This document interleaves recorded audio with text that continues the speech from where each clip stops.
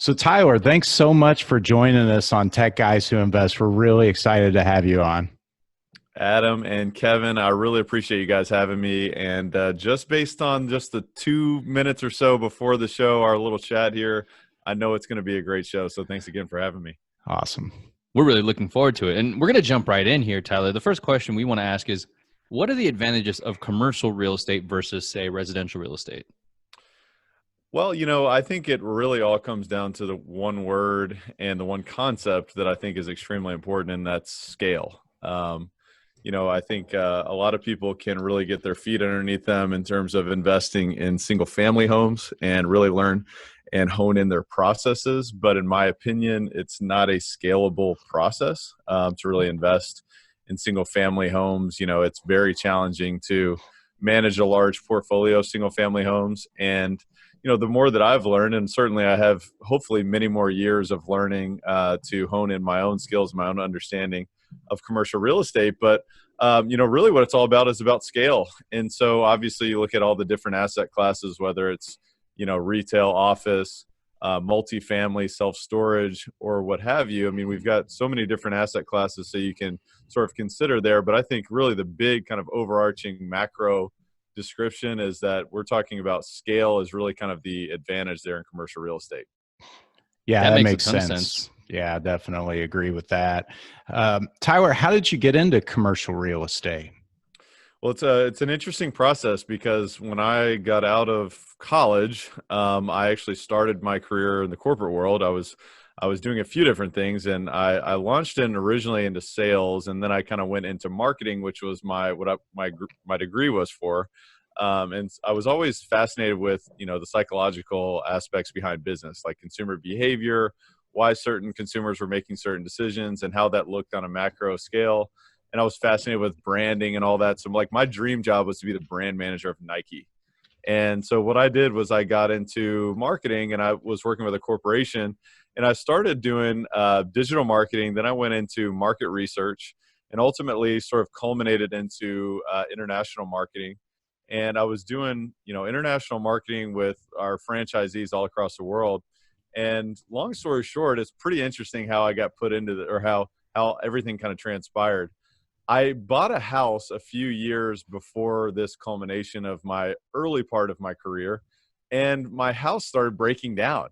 And I'm like, all right, wait a minute. Nobody told me that I was going to have maintenance on this thing. I got to pay the maintenance. So I had no clue about real estate from any direction, but I had purchased this home, and I'm thinking, all right, well, I've got these issues going on. And I had like the gamut. I mean, I had every issue going on with my house. I had a root grew into my my electric wire, the hot leg in the backyard. So I'm like, why is my power out? First of all, Oh man, couldn't figure it out.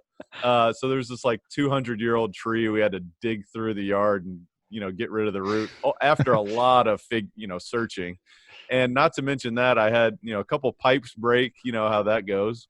I had one break under the garage, which was really fun. We had to jackhammer up the garage and do all these different things. So the reason why I'm getting into the weeds on all these little issues is because I said, well, practically, I need to earn more money. So this kind of put me in a position to say, all right, well, I've got these issues happening. And then I grew up and realized that life happens, right? So I started to figure out, well, what else are my other options here? So I said, all right, well, I'm going to go and become more valuable in what I do. And I felt like I was doing that, but my value, at least financially, was not kind of lining up to where I wanted it to go. So that's all a long story to say that it pushed me in a direction to sort of figure out, well, how can I earn more money? So I went and got my real estate license, and I enjoyed the process of purchasing my home. So, I figured out, what, maybe real estate's a direction for me. And I didn't know anything other than residential real estate. When I thought real estate, I thought of home buying, home selling, realtor, that. Yep. And so as I did that, I sold a few homes. I actually doubled my income within 6 months. And I was like, wow, this is kind of interesting, but I don't like selling homes because it was like, it was so emotional, and I just couldn't understand it. I'm kind of a numbers guy, and, I've always been, I've been able to be, sort of influential in terms of building relationships and building rapport. So sales was kind of natural for me. but the numbers aspect wasn't always, it was not really as objective as I thought it would, as I thought it should be. You know, it's very subjective. So I'm like, all right, well, what's the other path? Learn that commercial real estate, wow, these buildings all around us generate cash flow, they generate revenue, and they're valued based on their revenue and their risk. And so as I continue to learn, I said, all right, that's a better fit for me. And so I, found mentors in the space and began, selling commercial real estate as well as leasing commercial real estate. I actually got lucky enough to get referred to a group that owned about $30 million worth of multifamily as well as retail and office. And they Wow. needed an exclusive listing agent, which I'm thinking, wait a minute, are you serious? I don't have any experience in this, but I kind of dove in face first. And over the next few years, I really sold off their portfolio and built my business, built my understanding, invested in myself, whether it was through CCIM, whether it was through coaching, every book I could get my hands on. And so that's really kind of my early intro into commercial real estate. Wow. A lot of good stuff in there, I think. So you went the traditional route of residential, which is completely fair, right? It's the most tangible thing. It's almost like a common sense. Oh, I need a place to live, buy residential real estate, and then eventually transition to commercial because it's the numbers, the emotion's gone. And to take a step back, when you mentioned scale, I think scale is a big buzzword that a lot of investors use. Can you give an example of what that scale is in commercial real estate relative to using residential as the opposite example of not being able to scale? Sure. Yeah. So like I do a lot of multifamily myself. I invest in multifamily, and my brokerage firm, we do about 70% of our business is multifamily. So if you look at let's just call it either a single family home up to a fourplex, or even, up to 10, 12 units, your cost for insurance, your cost for taxes, your cost for repairs and maintenance, generally like per unit on those smaller deals are going to be much higher than they would be on a larger deal.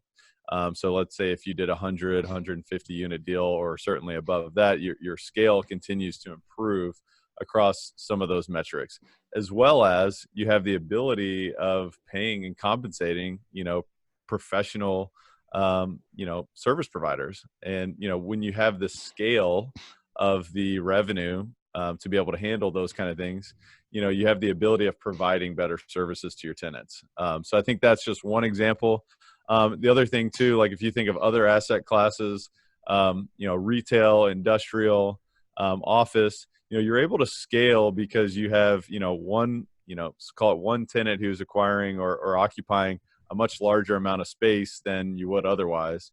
And so, I mean, there's so many different angles that you can look at this, but I really think it is like sort of your cost per capita, as Sure. well as your time investment per capita on the revenue side, and generating revenue, generating value. If you're able to do a comprehensive lease up on an office building, you're able to add a tremendous amount of value, just due to, occupying that space or bringing in tenants to occupy that space. So obviously you've got to take into account there is certainly a different risk factor. It's more of a business. It's definitely not a hobby when you get into, that side of the business. But I think if you can hone in your skills, if you can hone in your systems, your team, it's a better way to spend your time, in my opinion.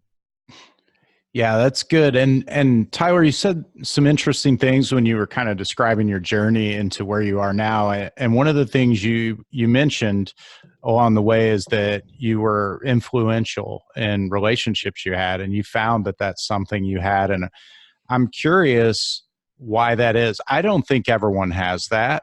I've noticed certain people like yourself certainly do.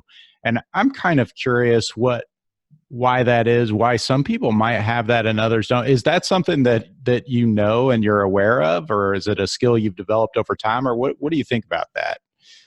I think it's a really good question. It's something I'm very, very passionate about. It's something that I do study relentlessly. I'm very passionate about it, but I also think that, I think that I do have some innate skills in that, but I also think that there's a lot of really science behind it. There's a lot of, tactics behind it that can be, utilized for a lot of your listeners. Like one thing, I mean, really, I actually did a talk about this up in Minneapolis a couple of weeks ago for the North Star Real Estate Conference. And, my talk was titled, Building Exponential Wealth in Real Estate by Becoming a Master of Influence.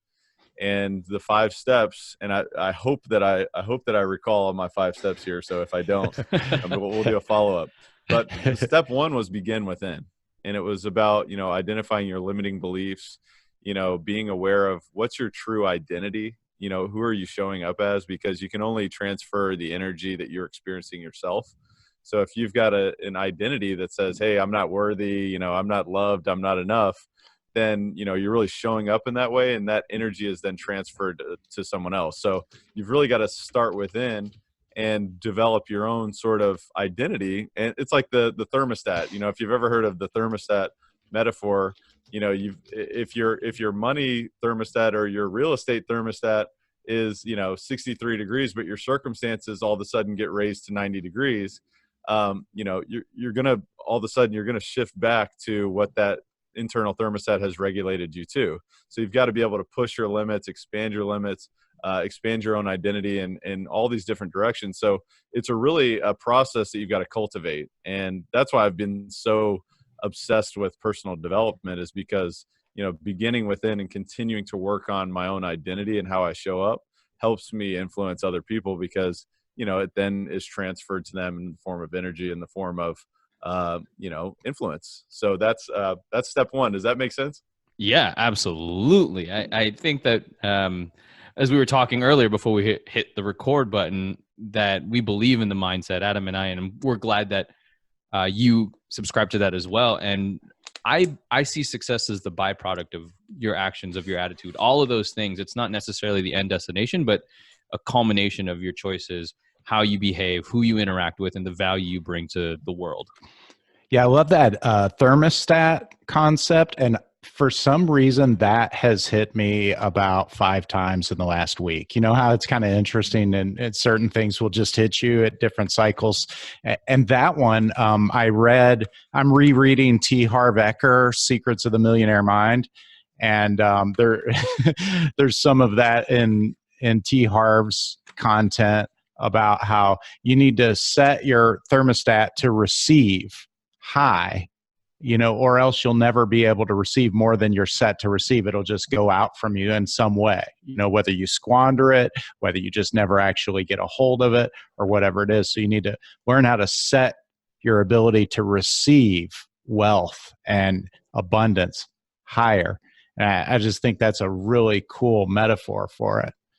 Yeah, that's outstanding. And, I also see the kind of another metaphor on this. A lot of your real estate listeners will, resonate with this. It's like, look, you can't build a property on sand.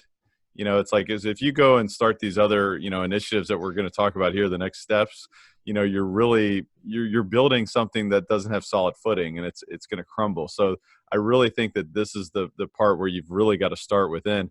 And I think to be a successful investor, you have to be ready to just get absolutely gut punched. I mean, you just get ready for the worst, because it's coming. And if you can develop this, begin within concept, as we're talking here, not only do you set yourself up to receive, the abundance, the unlimited wealth that's out there for you, but you're also ready to, withstand any challenge that comes your way. So I think it's awesome. Yeah, that's great. I mean, I really think it's cool how wealthy people have this mindset. And for the longest time, I did not even know this existed. And then the first few times I was exposed to it, I thought to myself, this is crazy. And why haven't I known about this? And could this really work? And the more successful people we talk to, the more you realize it's almost like it's been there all along, but you couldn't see it. Kind of like I've put on a special pair of glasses and I can now see that. It just kind of blows my mind when I think about it. I wish that they would have taught us this in school, right? Right. Absolutely. I mean, it's like, it's almost unbelievable, but maybe most people don't know it. I don't know. I think they don't. Yeah. I'm trying to figure some of that out. It is very interesting. So, and we're only on step 1 and I'm already having a blast. So Absolutely. So we're talking about how to become a master of influence and build exponential wealth in real estate. And I think that this is applicable to many things, but I think step 2, And this is, by the way, I don't know every answer. I don't claim to be the end all be all on all this stuff. I've studied this. I've read, many books on this, and I've applied as much as I can. So, feel free to poke holes in anything I'm saying here. But I think step 2 is investing in long-term relationships. And so you've begun within and everything we've talked about. But step 2 is investing in those long-term relationships. And it's all about, look, you've got to start from the basics. It's like what Dale Carnegie says, is like, get to know them, listen to them. To be interesting, you must be interested. You've got to know their name. You've got to use their name, use it with enthusiasm, ask them questions, seek to understand rather than be understood. So, all these kind of things, identifying, what really makes them tick, what are they after? And then showing them how to get it. Do they need to be connected to somebody in my network? Do they need, a piece of information that they may be lacking? Do they need to know about their own limiting beliefs? How can I help them, overcome their challenges and reach their goals? So that's just kind of like a minor look into invest in long-term relationships. Yeah, that's really great. And the part about listening, I've noticed I'm a coach in technology during the day for my day job. And, one of the skills we use is to really develop empathy for our clients. And to do that, you must listen. You must be able to relate to them and really know what they're experiencing. And when you do that, it's amazing how strong of a bond you can build. So yeah, I think that's really cool. Yeah, and intuitive listening. Like there's a difference in passive listening and active listening. Hey, you need to clarify that for me. I what I heard you say is this. Is that what you meant? And if that's so, maybe there's a lot of different ways that you can have, a meaningful conversation and allow someone else to really know that they're heard and help them even clarify their own thinking. Yeah, absolutely. And as far as sales goes, that's listening is a key component in being a good salesperson. How are you going to make a sale if you don't know really what they need? People hate being sold or being talked at, but until you start conversing with them, right? Getting to know what they really need, how you can add value, like you mentioned, listening is a huge part. Well, and that's what you guys, that's how we got on this conversation is like, how do you do well in real estate in whatever capacity? And it's all about sales. You're not necessarily selling something, but you are selling a relationship. Yeah. And some people may say, wow, that sounds a little corny, but to become influential, it's all about, all right, well, the first thing I need to do is learn about them. I don't need to push my product on them or whatever, because it may not fit their outcomes. And at the end of the day, it is all about those outcomes to invest in that long-term relationship. Now, for those long-term relationships, how would you recommend somebody that's starting, or even somebody that's in it in real estate investing or investing in general, they go about finding these people that they should make relationships with? Well, I heard a really great phrase not too long ago, and it really stuck with me because there's 2 ways. And the first way is either, pay to play or seek to serve. And so, a lot of times if you want to get in, if you want to pick the brain of the people who really are doing things, for the most part, they're probably going to be pretty busy and their schedule is going to be very tight. So if you want to get involved without sort of, investing financially or otherwise, seek to serve them, learn what is it that you can help them, scale their own time, their own investment, of time and energy in some way, and then it's all about listening and getting to know them and understanding what their outcomes are, or certainly pay to play. There's definitely, I've invested in coaching for years myself, and I also coach real estate investors as well. And I think it allows people to scale and leverage the experience and expertise of someone else and kind of timeline hop rather than wait, decades to get where they want to go. They can go ahead and cut a few corners to get ahead of the pack. So those are a few ways. Yeah, I love that. Pay to play or seek to serve. That's a good tweetable quote there. Mm-hmm. And the value of a coach it's just such a valuable investment in yourself. And people never stop needing a coach. They just get higher level coaches as they progress. We just released the episode with Gino Barbaro from Jake and Gino today. That's awesome, man. He is great. And, one really cool thing he was explaining to us is how impactful life coaching is. So guys at his level continue to seek that out. They just go for greater coaches. Yeah, it's really, really cool. Totally agree. Could not agree more. So if you'd like, we can continue on the 5 steps here. Let's keep going, man. Let's go. I mean, the next one, like we started with kind of analyzing ourselves and, watching ourselves and starting to learn more about who we are subconsciously, as well as, who are we deep down to the core in our identity. And so what we did then is we started to invest in long-term relationships. And by the way, this is a chronological process, but I also think it's simultaneous. As we go through this process, it's not like we stop, beginning within and diving deep within our own identity and cultivating the appropriate identity. But then we're going in and we're investing in those long-term relationships. But step 3 is to be a practical psychologist. And I know it may sound really weird and odd, but as we're investing in these long-term relationships, we've got to be able to go deep with someone else. We've got to be able to understand, what truly is it? What identity are we dealing with? What type of limiting beliefs are we dealing with? One thing that Tony Robbins has talked about is, the 6 basic human needs. And if you think about the 6 basic human needs, if you can really start to, identify that really at any point in time, there are 2 of these 6 basic human needs that someone else is really seeking. And, I'll go through them fairly quickly. And of course, your listeners can Google the 6 basic human needs by Tony Robbins to kind of, get a more understanding of this. But, really it starts with certainty. Certainty is really like, hey, I need food on my plate. I need a roof over my head, water in my cup, and those kind of things. Like I feel certain that my basic human needs are going to be taken care of. And of course, you can go much deeper into that category, but for purposes of time and to be respectful of that, certainty. And then you go to uncertainty, and uncertainty is the opposite of certainty, right? Uncertainty is like, hey, we want variety. We want the spice of life. We want it. Like somebody says, hey, you know what? I'd love to go travel the world. They're probably somebody who's seeking uncertainty. They're seeking some adventure, Got it. And of course, at any point in our time, in our life, we're seeking either one of those human needs, but that's where you start. Does that make sense? Yeah, absolutely. That makes sense. So then from there, you go to significance. Sometimes people are seeking to feel significant, hey, because of me, you were able to accomplish X, Y, and Z, whatever that may be. And it's a feeling that some human beings seek at times. Yeah, absolutely.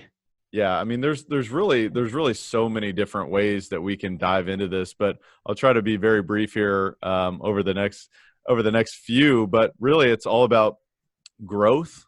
That's another one. It's like, hey, I'm looking to grow and become more. And then there's also love and connection, and then there's contribution. And so growth and contribution are really needs of the spirit. So it's like becoming more like, I don't know about you guys, but I get satisfaction when I lay my head down on the pillow at the end of the day and say, well, wow, I learned something more. I overcame a challenge and I became something more.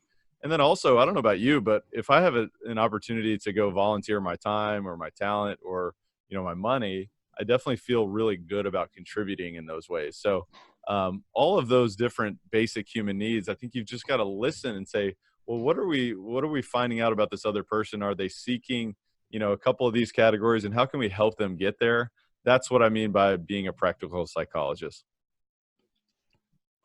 I like it. There's just a lot that you threw at us. And I think that there's, you really have to be cognitive of the things that you're trying to do and the way you move, and be purposeful with your mission, if you will, even if it's not real estate investing. And that's one of the things that I think successful people really do. And it helps them be very purposeful with their time and methodical. If I'm going to do something, this is going to be worth my time. And the same way the relationships, they're not just going to say, hey, Joe Schmo, let's be friends. No, they know exactly the type of value they bring to the table and how they can create a relationship of value. Well, this is why I love this conversation, is because, look, real estate is a vehicle for an outcome in your life. We get caught up so much into, how can we become the greatest real estate practitioner, the greatest real estate investor, and all these different things. And of course, you've got to grow your knowledge. You've got to grow your understanding, your capacity to build the system, to scale this system. But at the end of the day, to influence other people, you got to realize that this is just a vehicle for their outcome. And what is their outcome? If you can know their outcome and tie them to their outcome, that's exactly how you get what you want. And you help other people get what they want. You've got to do it truthfully. You can't do this in a manipulative way. You've got to truly help people get exactly what they're wanting. But as soon as you realize that, I mean, things start to flow. I mean, it makes things much, much easier. Yeah. And I think that it's important that you have something bigger than yourself to move towards. I mean, if people are just in it for the money, then that is not enough fuel to continue the fire indefinitely. It will burn out at some point, and doing the real estate thing or whatever it is to get that will get old. But if you have a bigger purpose, like a couple of them you mentioned, I'm working on right now, growth and contribution. That's fuel for me that'll go for a long time. I want to optimize my life. I want to live the best life I can with the time I've got left on the earth and affect as many people in a positive way as I can. And, that's the kind of thing that really inspires me and will keep me going when I don't feel like it. And, things like that, more than money, right? I mean, you know what? At the core of real estate, it's a relationship business. That's the very core of all this. It's about people. And, I think if we can kind of refocus or recalibrate and realize that that's really what we're after is helping other people, as well as, it's like if you want to make more money, just go add value to more people. If you want to build more wealth, do that. So I think it's a beautiful thing. But by the way, you guys are contributing to thousands of people right now about what you're doing. So kudos to you. Yeah, thanks, man. That makes me feel good. Absolutely. So if you're good, we'll continue down this path. And please. Let's do it. So step 4 is about following up. And I actually say follow up relentlessly, but with finesse. And so, like, a few of the examples that I used, and this is really like all of this process is like how I try to live my life.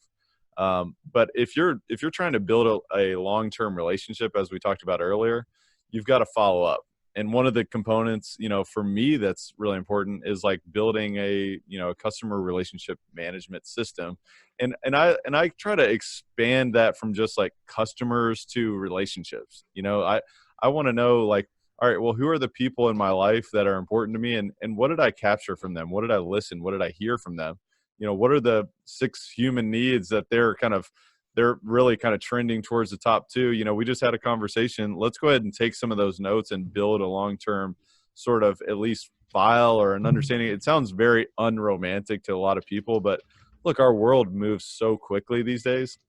If you can capture that information and then go, the extra mile and act on it, at that point, then you're really following up and you're building that long-term relationship. There was a statistic that said, I think it was, and I hope I don't butcher this one as well, but it's like 80% of all sales occur after the 5th contact.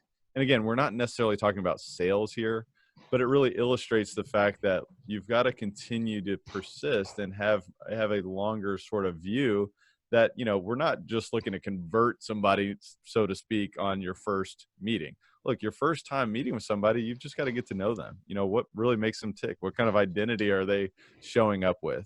And so, building that long-term relationship. I mean, some of these things, like, I know can take years and years, even decades to even ever do a deal with somebody, but just contribute, deposit without any expectation of anything in return. And you'd be surprised at how much this sort of compounds and sort of really blasts off over a long period of time. So there's one thing that you talked about sales and this recurring theme, but when we say sales, I don't think that we necessarily mean here's the product, here's my service, you need to buy it. Everything that you do, sales is involved. Hey, I want to just get to know you. You're selling yourself, trying to figure out how you can add value to that person. And then there's a time aspect that just because I do something, it's not going to happen tomorrow. It's going to take time to cultivate, as if you were planting a tree. That just takes time. And sometimes the tree grows faster. Sometimes it takes longer. Yeah, it's absolutely right. I don't know if you guys have read the book, The Compound Effect by Darren Hardy. Yeah, it's a very good book. It's a really, really good book. I love the illustration that he puts in that book about, like, if you have a penny that compounds and doubles, on a daily basis, what happens to it over a month. Oh, right. Yeah. So day one, you've got a penny, day two, you've got 2 pennies, right? So, all right, that's impressive. Day three, you've got 4 pennies. And then as you go through the process, like day 14, I think it is, you've got like $83, right? Which is like, oh, that's pretty interesting. I could probably go to dinner with that. But if you continue along this process on day 31, it's like $5.7 million. So you just envision this compounding process of when you are depositing into relationships, when you're continuing to cultivate your own identity, when you're continuing to, be a practical psychologist within yourself and within other people, this just starts to compound, and things really, you start to get in this flow state of like, hey, people ask, well, hey, how are you influencing all these people? When really it's this process that you've just kind of continued to chip away at every single day. Boy, I really like that concept a lot. I have never thought to apply that same concept to relationships. That is a very interesting thought. I like that. Yeah, it's something that just reminds you that, like, you know what? You may be on day 14 of your business, so to speak, or you may be on day 14 of your life. Who knows? And you're like, wow, I'm so far down this path, and I've got $83, which is like, yeah, that's good, but like, what am I really going to do with $83? But it's a reminder that says, look, you're doing the right thing. Just keep going. Don't give up. And it's like, one thing that I was thinking about recently was like the quote, and it's not even a quote, but it's like, how bad do you want it? But it is about consistency. It's about persistence, and it's about that daily kind of moving forward. So I think it's awesome. I love it. Yeah, I do too. And you're so right about that. And I've seen it happen where you plant the seeds and you cultivate and you maintain the relationship and you don't give up, and things will happen later, that you don't necessarily see coming. But once you start to notice the pattern, you realize it's not as surprising as you once thought it might be. I'm starting to see that a lot in my business right now. That's awesome. Yeah. So let's see. It's a flow. And we're going to put it all together here with step 5 if you're ready. Oh, yeah, we're ready. This is like one of the most mind-blowing concepts that, like, once you start to really become a master of this, everything changes. And it's called transference. We talked about originally about your identity, and you can only transfer, the energy with which you're experiencing yourself, right? So transference is a concept that really is kind of like a communication concept based on all the principles that we just talked about. And it's really along the lines of 3 words that start with a C. And it's certainty, clarity, and confidence. And so when you come, to the negotiating table and you have certainty of what you're going to discuss, you have certainty of who you're dealing with, of, this person's really kind of lifetime goals, their vision for their life, their vision for their business, their outcomes that they're seeking, their human needs, their top 2 human needs that they're seeking. When you have certainty of all these things as well, if you have certainty that, your suggestion that you're bringing to the table really kind of helps them accomplish that. And you also have certainty, of the technical processes of that sort of recommendation. You communicate with the certainty that is really not really understood or recognized perhaps intellectually, but it is viscerally. So you communicate with certainty, and then you communicate with clarity. It's like, wow, this person really understands exactly what I need to do to get to my outcome. And this person really understands me, and they understand exactly, what I'm looking to accomplish in my life. And they're putting me on a path that, not only are they communicating with certainty, but they're communicating with clarity. And then at the end, it's all about confidence. It's all about showing up. How's your body language? How's your eye contact? How's your cadence in the tone of your voice? Are you speaking timidly? Are you speaking, strongly with certainty and clarity? And you're coming through with someone who's like, look, I have your best interests at heart. And I've put all of these concepts together because I've worked on myself to a point where I know what my identity is. I know that, look, we're all humans. We have limiting beliefs. I do too, but I'm not going to let them, overtake me. And, I've been planting empowering beliefs. I've been reading the books. I've been, investing myself. I've also been investing my time and listening to you. I've, been spending my time on following up with you and capturing our conversations and and remembering what we talked about and going the extra mile and showing you that I really care and I really listen. And also learning truthfully, what about, like, look, humans are universal. We all have these human needs. And so I've put all this together with certainty, clarity, and confidence. And when you communicate in that way, people know that, look, you're the answer. You are the person who's going to help me get there. And, they open up and you truly become magnetic. I mean, you almost have to like push people away at this point because it's like you get overwhelmed with so many opportunities. So I love it, man. And that's what I try to embody every day.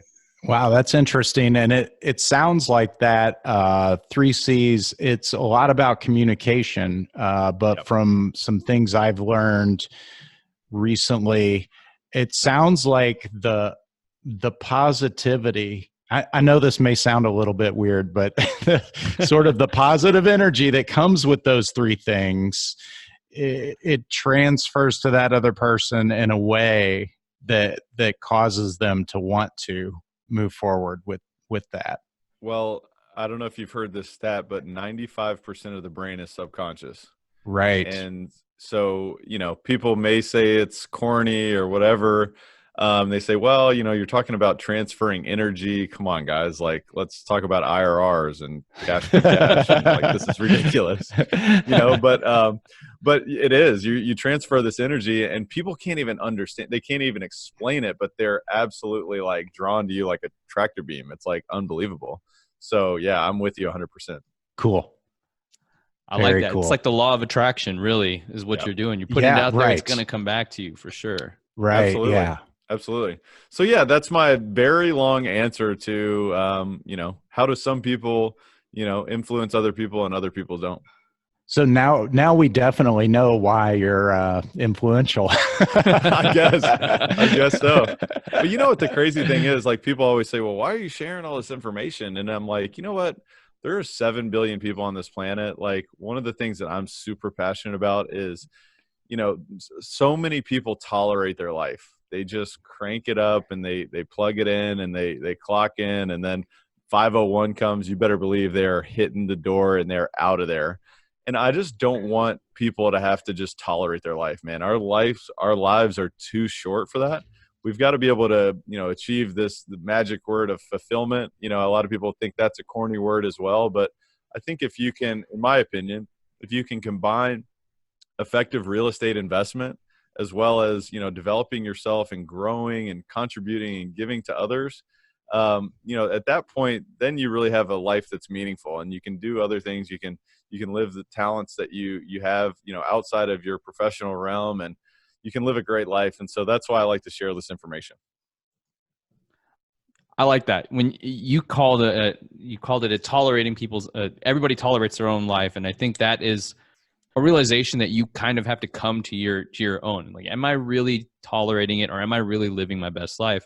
It takes a lot of effort to live intentionally the way that we're talking about. It's so easy just to go through the motions, to get that quote unquote American dream where you get a job and you just kind of work for somebody else until you retire. And then you're too tired to do anything at that point. So to live intentionally, it takes a lot of effort. And I'm with you. And Adam's the same way. We really want to inspire people to, if anything, just question where you're at and see how you can make it better. Yeah. I mean, the thing is, it also takes a lot of courage, I think, because most people are not doing this. Most people are not living intentionally. Most people are, living that life of just tolerating mediocrity, and they're conforming, and, it's also comfortable too. Because, very much so. So it takes courage to get uncomfortable. It takes courage to take leaps of faith. And so I think if you can just realize that really on the other side of fear is everything you've ever wanted. But if you're not willing to go on the other side of fear, then, there's really not too much we can do for you. Yeah, that's so I almost want to back up a half a step, because I feel like we've gotten really far with some great stuff for people who are willing to move forward. And I'm not talking about some of those people who just aren't, they're going to be satisfied with the mediocrity, but I think who I'm going to ask this question for are people who are interested in it, but they're a bit afraid and not quite sure if they can do it. What advice might you have for somebody like that, where they might like to try something, maybe take a small step, but they're just not quite sure if they can do this like you did? Well, I think there's two types of people in the world. There's people who are interested, and then there's people who are committed. And so the first thing is, all right, are you committed to living life at the highest level, or are you interested in that? Because there's a whole big difference in that. You know, Yeah, you've got to put your Absolutely. ego aside. You've got to be able to identify, like, you know what, I'm going to do whatever it takes to get where I want to go. But then beyond that, of course, you know, it's a goal setting process. It's a vision clarification process. And obviously you've got to start small. I mean, take one little step, take one little action, and let that compound. Like we talked about earlier, let that build. You know, don't go out and say, hey, you know what, I'm quitting my job tomorrow and I'm selling everything and I'm all in, and now I'm buying a 500 unit apartment complex tomorrow. Like, okay, wait a minute. Let's probably not do that. You know, like, you know, enroll in your first course. Who knows? I mean, watch some videos, commit to 1 hour a day of study. And then once you get to a point where you have, you know, a little bit of a baseline, then take you know, your next step into, you know, acquiring a mentor, whether that's someone that you've sought to serve, rather, or you are paying to play. I mean, you know, I think one thing that I did early on in my process was investing in coaching, and it really helped me a lot. And one of the things that I loved so much about my early coaching experience was my coach was talking to me so much about books and was telling me about, you know, different things that he had read. And so you know, one of the first books that I read that he was talking about was Think and Grow Rich. And I was like, you know, cross-eyed when I'm reading the book because I didn't understand the concepts. I didn't know anything about the subconscious mind or definitely auto-suggestion or any of these things. But as I started to devour this content, it started to compound in my curiosity. And so I said, you know what? Wow, I just identified an information gap. So now I need to go acquire more information. So I think all of this it kind of does go back to the compounding principle that we talked about.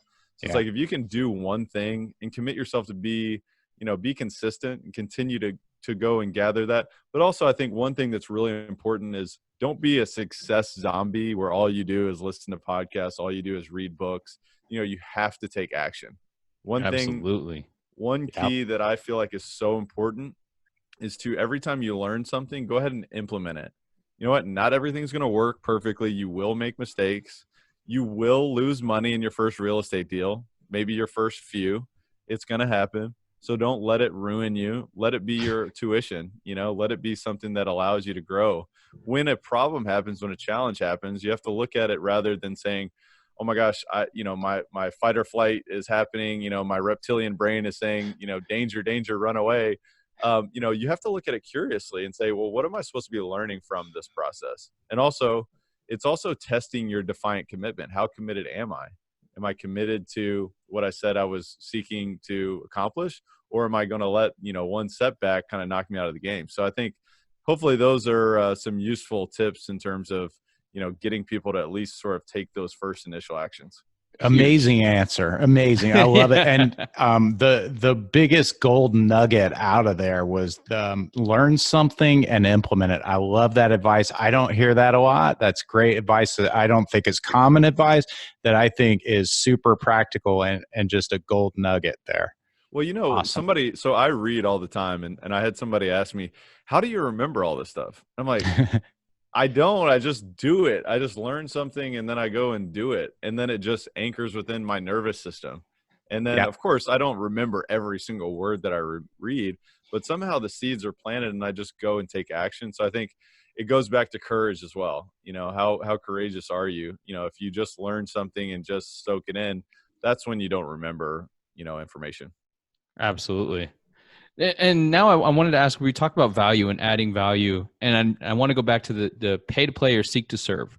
Paying to play, I think, is something a lot of people can easily do. You find somebody you're really interested in and you pay for their service. That's completely fine. Like you said, coaching is okay. From a seek to serve perspective, let's say somebody who is new wanted to add value to you. What is a good way that they could add value to somebody that's operating at the level that you are?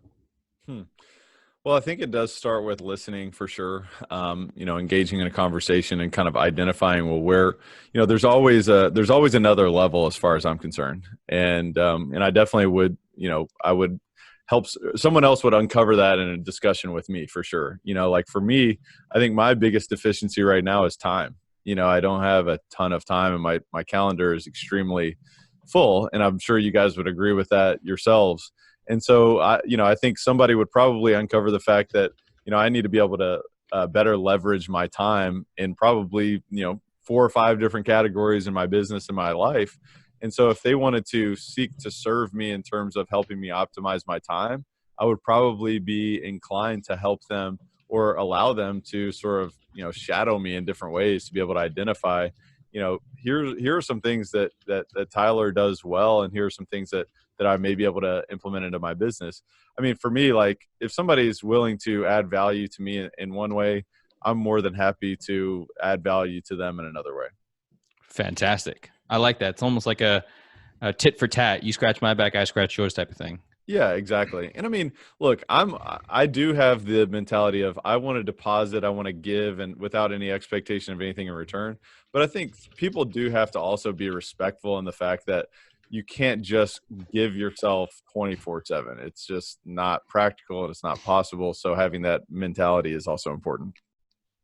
So Tyler, I know you've got a lot of things going on, a lot of exciting things in the commercial real estate world. What kind of things are you focused on right now? Like what's something you're working on maybe that gets you excited, or a big thing that you're really thinking about nowadays? Well, I have a lot of things that I'm excited about. We're bringing on a new team member. We actually did a bunch of interviews today.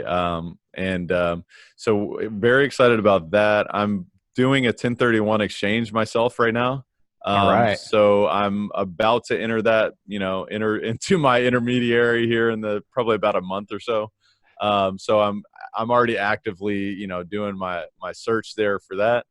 So that's exciting. And, also just, I love coaching people. I'm really excited about continuing to grow my own coaching practice. I get a lot of fulfillment from that sort of contribution. So I really, really like that. And honestly, I am really enjoying just the daily process. And like I mentioned, I mean, my calendar is pretty packed, but I'm actually loving it. I mean, like when I'm in these type of conversations, man, like this is what I'm made for. So like, I love it. That's awesome. Yeah. Kevin and I were just talking about that not long ago, how we could totally do this all day long.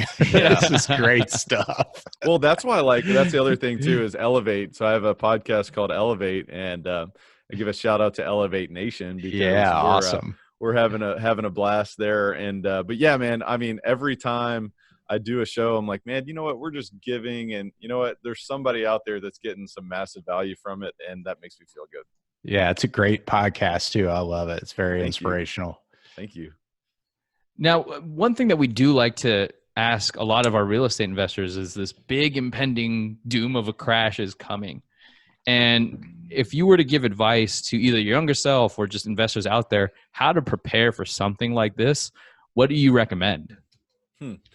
I think, some advice that I've taken from others who I think have been a lot smarter than me on my path has been to build an appropriate team, identify where you're not the expert and build your team. Who needs to be on your legal side, who needs to be, helping you sort of with your books, of course, is a really simple team member, but also something extremely important. Who's your property manager, who's your broker, who is, who's doing your tax strategy. I mean, you've got to build a very significant team, and realize also that like economists don't know. They have no clue when the next crash is. I mean, right. Yes, of course, there has been many times where the yield curve has inverted, and then over the next 18 to 22 months, a recession has hit. So, I mean, that could happen for sure. And if it does, I think the other thing, going back to what we've been talking about here, is to manage your emotions. When the crash hits or when a recession hits, whether it's a dip or a flat line or, a major correction, all right, well, we've been beginning within, right? So how do my emotions feel? And then, all right, now I'm centered.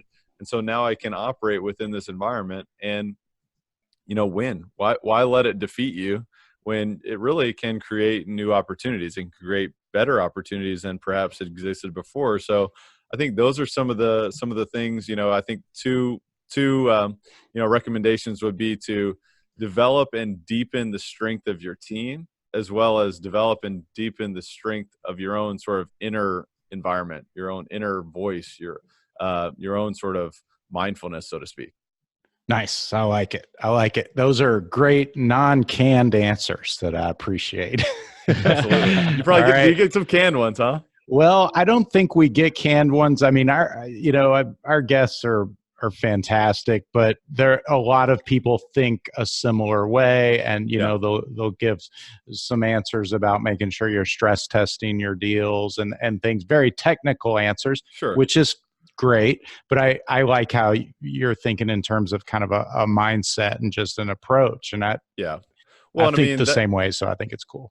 Well, it goes without saying too that obviously in any environment, you need to be extremely diligent in your analysis. You need to be extremely diligent in your due diligence, so you've got to be able to, definitely identify, well, what's my criteria? Does this match? And how conservative are we being? What sort of assumptions are we making? So yes, of course, it really goes without saying, but I think beyond that is sort of doing what we said.